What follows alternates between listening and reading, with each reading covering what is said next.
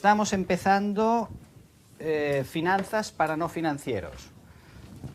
El objetivo es que cuando me den los estados financieros de una entidad, de una empresa, al acabar este pequeño curso, tengamos claro qué me dice y qué no me dice un balance, qué me dice y qué no me dice una cuenta de resultados y qué me dice y qué no me dice una cuenta de tesorería. Serán los tres grandes conceptos que veremos. ¿Qué objetivo no tenemos?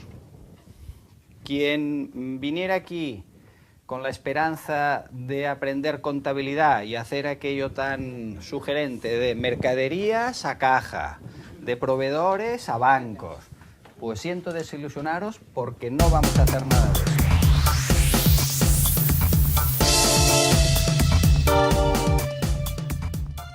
Bueno, un saludo muy especial de su profesor Luis Fernando Pineda en esta cátedra de finanzas para ingenieros civiles. Tendríamos que decir que el estudio de las finanzas tiene actualmente una enorme importancia y aplicación para profesionales no financieros como son los ingenieros civiles.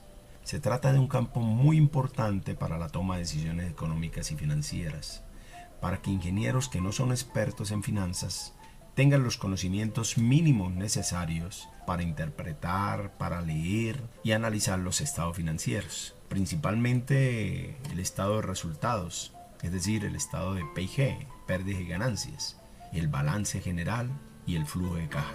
Los estados financieros son documentos o informes que permiten conocer la situación financiera de una empresa. Permite conocer los recursos con que cuenta esa empresa, los resultados que ha obtenido durante un tiempo prudencial, la rentabilidad que ha generado, entradas, salidas en efectivos y otros aspectos que se necesitan para tomar determinaciones financieras. Los estados de resultado también son conocidos como pérdidas y ganancias, estados de P&G, y nos muestra detalladamente los ingresos, los gastos y los beneficios o pérdidas que tiene la empresa. Podemos saber si está generando suficientes ingresos, si está gastando demasiado, si está generando utilidades o si gasta más de lo que gana. Todo este análisis nos sirve en la toma de decisiones. El balance general, por su parte, muestra detalladamente los activos, los pasivos y el patrimonio con que cuenta una empresa en un momento determinado. Allí podemos saber cuándo y dónde se ha invertido, cuándo ese dinero proviene de acreedores y cuándo proviene de capital propio.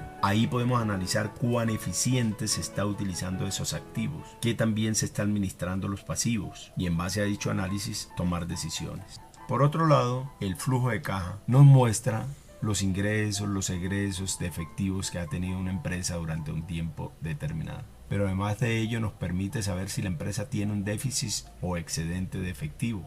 Y así, por ejemplo, determinar cuándo o cuánto se puede comprar materiales. Si es posible que se compre de contado o si es posible que se compre a crédito, si toca pedir un crédito. Si es posible que se paguen deudas a la fecha o toca pedir refinanciamiento. El flujo de caja nos dice cuánto estamos recibiendo diariamente y cuánto vamos a gastar diariamente para hacer entonces una conciliación entre lo que entra y lo que sale y disciplinadamente comprometernos a los pagos o no en determinado momento de acuerdo a cómo esté circulando ese flujo de caja.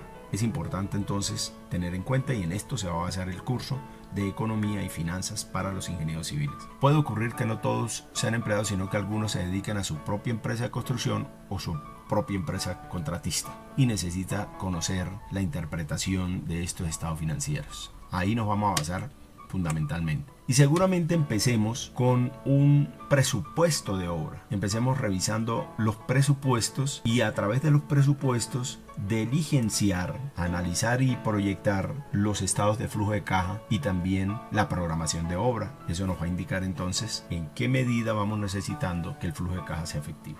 Vamos a ver entonces poco a poco cada uno de estos elementos que hemos hablado acá.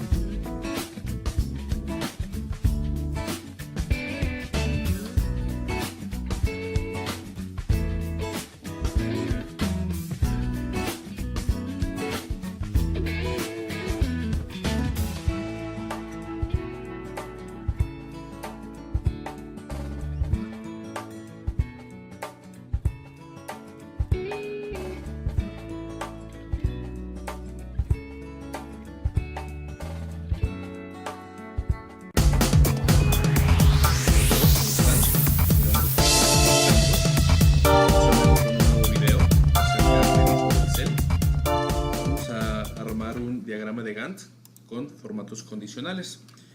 Me voy aquí a la hoja 1 y vemos un diagrama de Gantt ya hecho.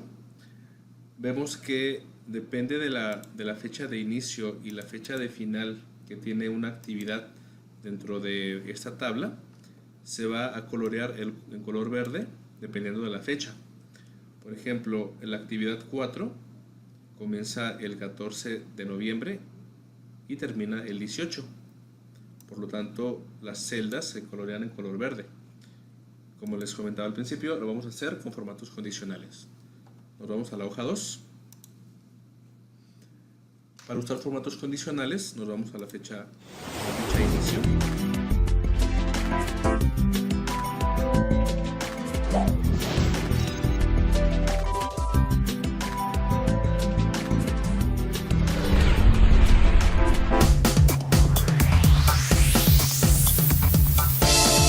En esta lección veremos cómo conformamos los estados financieros, para lo cual miraremos cuáles son los tres elementos principales que los conforman. El primer elemento es la balanza de comprobación, el segundo componente es el balance general y el tercer componente el estado de resultados. ¿Cuáles son los grupos de cuentas que conforman los estados financieros? El primer grupo son las cuentas de activos, el segundo grupo son las cuentas de pasivos, el tercer grupo las cuentas de capital, el cuarto grupo las cuentas de ingresos, el quinto grupo las cuentas de costos y el sexto grupo las cuentas de gastos. Ahora veamos cómo se clasifican y qué forman cada una de ellas. Todo el grupo de las 6 cuentas, de la cuenta de activos, la cuenta de pasivos, capital, ingresos, costos y gastos conforman lo que es la balanza de comprobación. Ahora miremos cómo se subdivide cada uno de ellos. Con las primeras 3 cuentas o con los primeros 3 grupos de cuentas formamos lo que conocemos como el balance general, donde incluimos el grupo de cuenta de los activos, grupo de cuenta de los pasivos y el grupo de cuenta del capital. En el segundo grupo de cuentas, que son del grupo número 4 de los ingresos, costos y gastos, componemos lo que conocemos como el estado de resultados. Ahora veamos cómo se forma lo que conocemos como balance general. Para este ejemplo vamos a ver lo que se conoce como balance general en forma de cuenta. El grupo de cuentas que componen el balance general, en la primera columna del balance establecemos las cuentas de activos, que esta nos da el total de activos al final del grupo de cuentas. Luego en la segunda columna colocamos las cuentas de pasivos, esto es igual, totalizamos lo que son los pasivos. Luego el tercer grupo de cuentas es el capital, esto totalizamos el capital y posteriormente sumamos lo que se conoce como total pasivo más capital. Esto nos da como resultado la fórmula conocida que los activos son igual al pasivo más el capital. Ahora veamos los 3 grupos de cuentas que conforman el estado de resultados. El primer grupo son los ingresos menos los costos. Esto nos da como resultado la utilidad bruta. La utilidad bruta menos los gastos, esto nos da como resultado la utilidad neta. Ahora veamos un ejemplo de cómo se conforman las cuentas del balance general. En el primer grupo, que tenemos las cuentas de activos, estas se subdividen en activos circulantes, que dentro del activo circulante podemos establecer algunas cuentas como la caja general, cuenta de banco, las cuentas por cobrar, lo que son los inventarios. En el segundo subgrupo tenemos las cuentas de activos fijos, que estas podemos clasificarlas como terreno, edificios, mobiliarios y equipos. En el tercer grupo o tercer subgrupo tenemos lo que son los activos diferidos, que estos pueden ser los gastos pagados por anticipado. Luego, en la segunda columna, donde colocamos las cuentas del pasivo, esta igual la subdividimos en subgrupos, lo que conocemos como pasivo circulante. Tenemos cuentas como la de proveedores, documentos por pagar, préstamos por pagar y gastos acumulados por pagar. Luego tenemos las cuentas de pasivo fijo, tenemos lo que son préstamos por pagar a largo plazo, hipotecas por pagar y documentos por pagar a largo plazo. En el tercer grupo, lo que conocemos como las cuentas de capital, tenemos las cuentas de capital social y lo que son utilidades retenidas. Ahora veamos cómo componemos la fórmula, que sería el activo es igual al pasivo más el capital. Esto al final tiene que darnos las sumatorias iguales en las dos columnas, tanto la columna del activo como las columnas del pasivo más el capital. Ahora veamos el ejemplo de las cuentas del estado de resultados. Tenemos las cuentas de ingresos, que estas se clasifican en ventas y ingresos financieros, menos, ¿verdad?, los costos, que estos los clasificamos en lo que son los costos de venta. Esto nos da como resultado la utilidad bruta. Ahora la utilidad bruta menos los gastos, que en este caso se representan como gastos de venta, gastos de administración y otros gastos, nos da como resultado la utilidad neta. Seguiremos ampliando el tema en los próximos capítulos. Muchas gracias.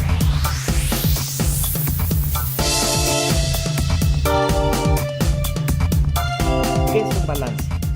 El balance general, también llamado estado de situación financiera o estado de posición financiera, es un estado financiero que muestra la situación financiera de una entidad a una fecha determinada. La información que se muestra en este estado financiero son los activos, pasivos y capital contable o patrimonio contable debidamente clasificados. Se elabora en base a la ecuación contable activos es igual a pasivos más capital. Aquí tenemos un ejemplo de balance general. Por un lado tenemos todos los activos, por otro lado tenemos todos los pasivos más el capital contable. Si observamos la parte izquierda del balance, donde tenemos los activos, encontraremos la clasificación de activos circulantes, todos los importes que integran el activo circulante y un total de ese rubro, de esos activos circulantes. Por otro lado tenemos todas las cuentas que integran el no circulante y el subtotal, el importe subtotal que incluye pues todos esos activos no circulantes. La suma de los activos circulantes más los no circulantes nos da el total de activos que, si los comparamos contra el total de los pasivos y el capital contable, debe de dar la misma cantidad. El estado de resultados es el estado financiero que muestra la utilidad o pérdida resultante en un periodo contable, un mes, un trimestre o un año, a través de enfrentar los ingresos contra los costos y gastos que le son relativos. Con este estado financiero se mide el resultado de los logros alcanzados por la entidad durante ese periodo. En las entidades lucrativas se le conoce como estado de resultados. En las entidades no lucrativas cambia el nombre a estado de actividades, pero la estructura es básicamente la misma. Por un lado tenemos el total de ingresos, al que le vamos a restar el costo de ventas para obtener una utilidad bruta. Luego restamos los gastos de operación para obtener una utilidad de operación. Luego podemos restar, si es que tenemos, gastos y productos financieros para obtener una utilidad antes de impuesto. Una vez determinado el impuesto se resta y nos queda una utilidad neta que sirve para reparto de dividendos. Este es un ejemplo del estado de resultados, donde vemos que en primer lugar, el primer renglón son nuestras ventas del 1 de enero al 31 de diciembre. Luego se le resta el costo de lo vendido y nos refleja una utilidad bruta. Los gastos de operación aquí en este ejemplo se encuentran separados o clasificados como gasto de venta o gasto de administración, pero una vez restado obtenemos la utilidad de operación, esto es la utilidad del negocio derivado de sus operaciones normales. ¿Por qué digo que de sus operaciones normales? Porque después puede haber ingresos, por ejemplo, ingresos por productos financieros o gastos por el manejo financiero que tiene el negocio y no son precisamente derivados de su operación, para obtener así una utilidad ya antes de impuestos.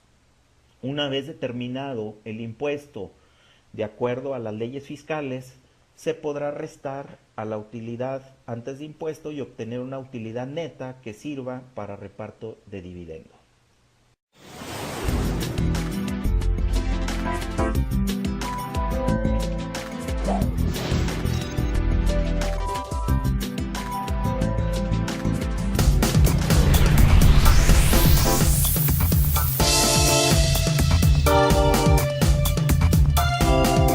Vamos a empezar por explicar las razones de liquidez.